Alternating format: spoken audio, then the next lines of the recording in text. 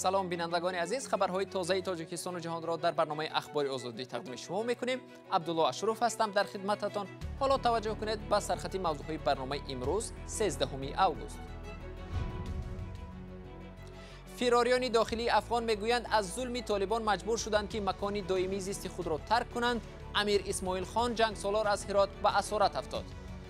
میبردند در خانه 3-4 دختر از نارین بردند در خود نکاح کرد.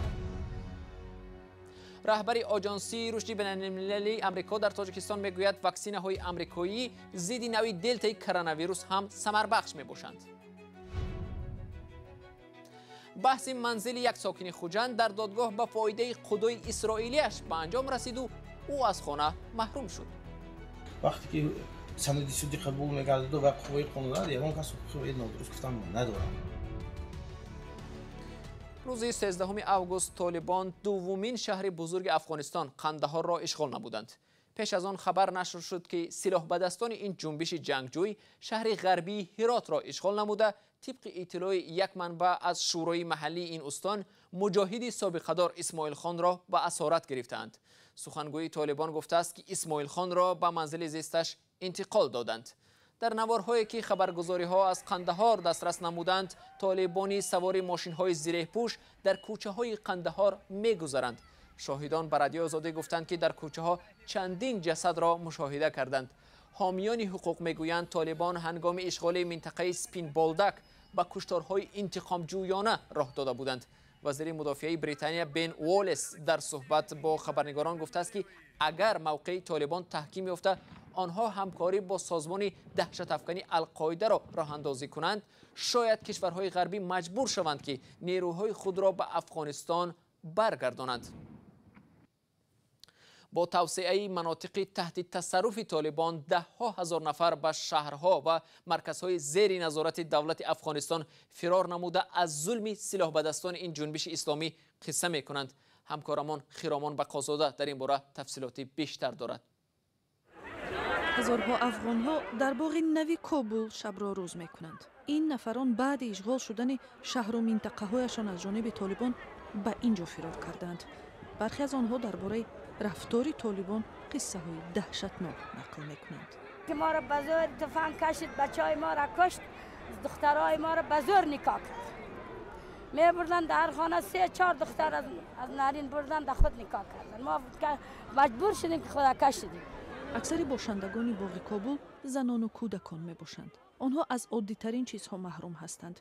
یک مرد که همچنین از طالبان فرار کرده به اینجا آمده است میگوید جنگیان آخرین نان مردم محلی را از خود میکنند. سر خانه میرم میگم ما 20 نفر هستیم، میگم ما نان پخته کن، 20 نفر هستیم میگم ما چای بیار، 20 نفر هستیم میگم ما شیرینی بیار.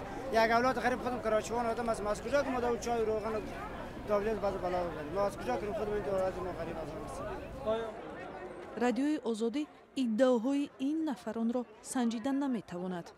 در گذشته طالبان همه گونه اتهامات مانند به این را رد کردند. به حساب‌های تخمینی حکومت افغانستان در پی اشغالگری‌های طالبان 35,000 نفر مکان‌های زیستی خود را ترک کردند. ساکنان در تاجیکستان هم تحولات اخیر در افغانستان را با توجه نظارت می‌کنند. همکارمان شهلا عبدالله و در شهر دوشنبه از ساکنان پرسید که درباره اشغالگری‌های طالبان در افغانستان چی نظر دارند. طالبان بسیار کشورهای افغانستان را بسیار ناحیه‌ها را ضبط کرده گرفتند. میتونند که به تاجیکستان اینچنین درآیند، داخل شوند و ناامنی و ناتنجی را مشکلی سر زننده در تاجیکستان اینچنین میتونند. خب این مسئله ما گنرالای نقض داریم، همش حاضر منه سومیسن روسیه، ازبکستان، تاجیکستان اچینی گذراند هر میدانده. ما 100% باوری داریم که در کار باشه ما هم وطن خود ما حمایت میکنیم. به فکر من باید که سر یک مسئله بیایند هم فکر شوند مصالحه کنند وطن خودشون آباد کردن. طالبان چند ولایت شهر افغانستان را گرفتگی‌اند. توش ضررش به تاجیکستان میرسه نمیرسه این شما نمیدونیم. اگر مثال هست گروهی که دیگر دولت‌های رفتگی اگر یگان وای نکنند دیگه ضررش به تاجیکستان ممکن است. جنگ یک بار کلام نمیشد، مایده میشد. افغانستان پوند گرفتن بعد ثانی تاجیکستان ما به یک نظر میکنن، اینش هست. لیکن تاجیکستان برای ما یک چند مملکت خدا ما گیریم، مثلا ازبکستان، ترکمنستان، قزاقستان، روسیه که ما نه علاقه داریم، نه دوستگی داریم. البته ما 8 دیگه مملکت حمله درآمدن با ایران نمی‌کند. چونکی ما یکی نیمیم، ما دوست داریم.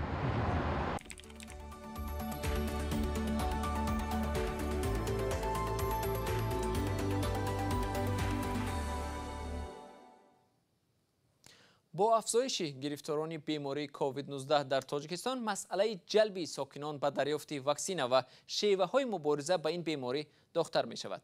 نمایندگی آژانسی آمریکا اوید به رشد بین‌المللی در دوشنبه از سازمان‌هایی است که در مبارزه با پاندمی کووید 19 دسترسی به واکسن و کمک به بیمارخانه‌ها با مقامات تاجیکستان همکاری دارد.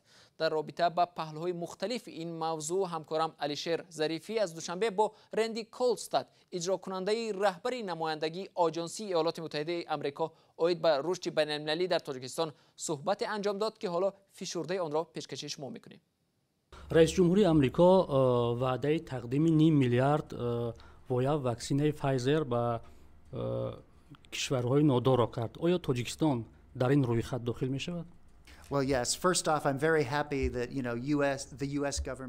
خیلی شادم که حکومت ایالات متحده آمریکا همچون دانار کلانترین در مبارزه بر ضد کووید 19 خود را معرفی کرده است و در برابر این کوواکس 500 میلیون وایه واکسن پفایزر داده شده است. بله، تاجیکستان نیز در روی خط دولت‌هایی که برای گرفتن این وایه‌ها ترتیب داده شده است داخل شده است، اما واکسن پفایزر تجهیزات مخصوص نگهداری طلب می‌کند. ما این را تجهیزات انبار اولترا خنک می‌نامیم و در این جهت ما با یونیسف و دیگر شریکان کار کرده ایستادیم تا باوری حاصل کنیم که تاجیکستان این تجهیزات را نصب می‌کند و در صورت مهیا نمودن چنین شرایط و باوری حاصل نمودن واردات چنین واکسن‌ها شروع می‌شود.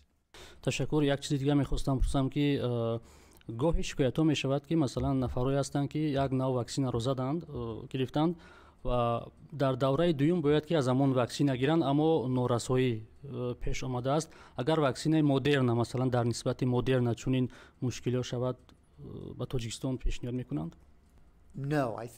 نمیدانم، گفتم نمیتوانم که آیا واکسینه های بیشتر مستقیما از امریکا به تاجیکستان خواهند آمد یا نه. تلاش‌های ما واقعاً به افزایش استحصال واکسینه در امریکا و هم در کشورهای دیگری جهان نگرانیده شده‌اند. من میدانم که شماره بیشتری واکسینه ها در سراسر جهان دسترس خواهند شد و تاجیکستان بی‌شبهه از واکسینه ها بهره خواهد برد. ما 1.5 میلیون وایه واکسینه به تاجیکستان خیریه کردیم و معنای آن را دارد که 750,000 نفر کرده می شوند و مسئولین وزارت تندرستی خیلی عاقلانه رفتار کردند. آنها 750,000 وایه اول را به شهر و ناحیه ها فرستادند و سپس پس از 28 روز بین دو وایه آنها 750,000 وایه دوم را می فرستند. در خود آمریکا اخیراً از پنجشنبه نمودی نوی دلتا نگرانی ها زیاد شد. میخواستم بپرسم که حکومت آمریکا با این نمودی کرونا چگونه مبارزه میبرد، از چه شیوه ها؟ این نمونه آن است که چطور ما درباره این ویروس که برای ما نسبتا نو است معلومات بیشتر داشته باشیم. تقریبا 2 هفته پیش CDC مرکز نظارت بیماری ها توصیه داد که در همه جایهایی که انتقال ویروس زیاد است نقاب پوشند و تا به حال این واکسینه ها ثمرناکی خود را بر ضد نوع دلتا ویروس نشان میدهند. این البته خبری خوش است.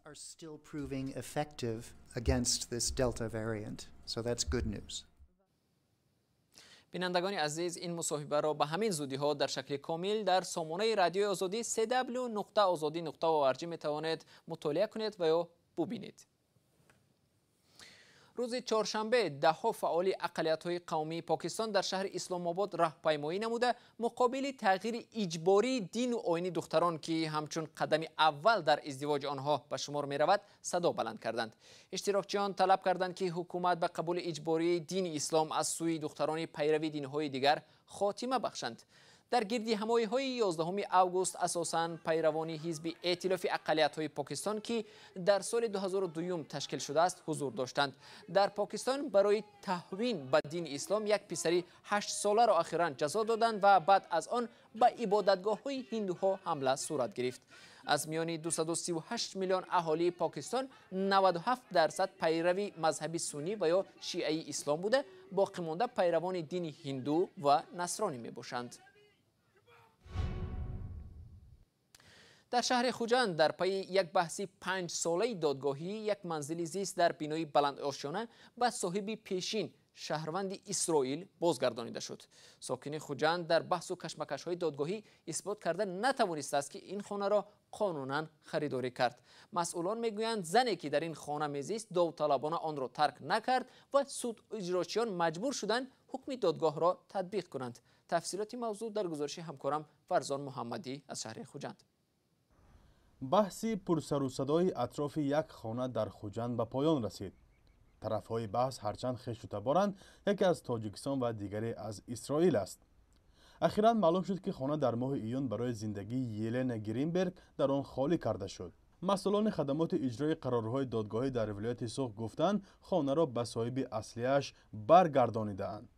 اسبابی که وای زنک چند بار مراجعت کرد، ما به وای امکانیت دادیم که رفت دیگه منزل استقامت به اجاره گیر یا به خانه خویش داد، خودت اختیار همین خانه خالی کن. گفتم ما چند مرتبه به وای مهلت دادیم. وقتی که وای اون مهلتی مقرر کرد ما اجرا نکرد، بعد از طرف اجراچیان خدمات اجرا در شهر خوجند رفته سند سودی پور به اجرا رسانده شد. مقدس شمس‌الدینова که در این منزل واقع در محله 34 شهر خوجند 25 سال زندگی کرد میگوید تنها برای ثبت نشدن صاحب ملکیش خانه خریده‌اش را از دست داد. معامله به زمان جنگ داخلی تاجیکستان برمیگردد. آن وقت صاحب منزل ترک کشور کرده خانه را در عوض $1000 به خانواده شمس‌الدینова سپرد. ولی دادن حجت‌های خانه را به بعد گذاشته و به اسرائیل رفته دیگر برنگشته است.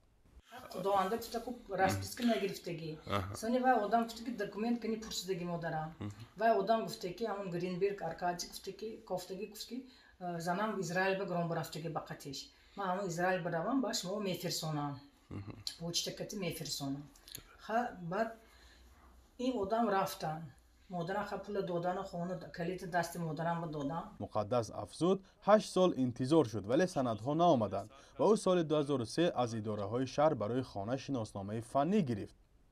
بعد از وفات ارکادی گرینبرگ دخترش یلن گرینبرگ سال 2016 برای پس گرفتن خانه همچون میراث پدر به دادگاه خوجند مراجعت نمود. وکیلان او در دادگاه اثبات کردند که منزل خرید و فروش نشده است. موافقی سندهای سودی اعتبار قانونی پیدا کرده شدهش شمس‌الدین مقدس از اول همچون ساکن موقتی به همین حجره بحثی وارد گشته تا این دم نمیخواهد که این خانه رو خالی کند. 4 سال آخر مقامات دادگاهی خالی کردن خانه را طلب داشتند. بعد آنکه شوهر شمس‌الدینова در نزد دادگاه عالی قصد خودکشی کرد، اجرای امر دادگاه به تأخیر افتاد.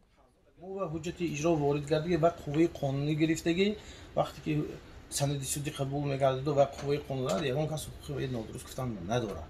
برای ما سند سودی از طرف اجراچیان خدمات اجرا در شهر خوجند اجرا کردن، یعنی که خودش هم مساعدت کرد و از ما به طلبات قانون فهموندیم.